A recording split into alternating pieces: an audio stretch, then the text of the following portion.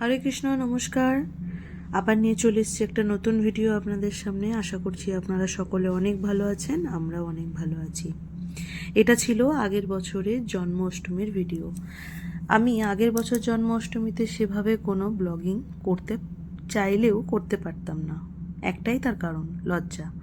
Camera ধরা, ওর সামনে বকবক করা, কি হচ্ছে সেই জায়গায় সেই স্থিতিটাকে এক্সপ্লেন করা, এগুলোর জন্য অনেক বেশি কনফিডেন্স লাগে। সেটা আমার ছিল না।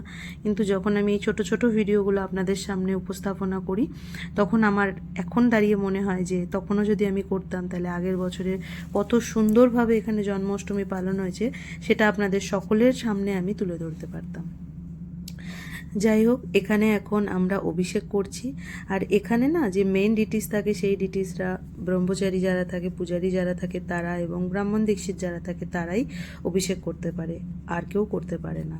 আর এই যে হল, এই হলটার ভেতরে সমস্ত ভক্তদের যে ঘরে ডিটিস থাকে, সেই ডিটিসগুলোকে এখানে আনা হয়, এবং যারা ডোনেটার বা যারা হরিনাম দীক্ষিত তারা এখানে এসে অভিষেক করতে পারে।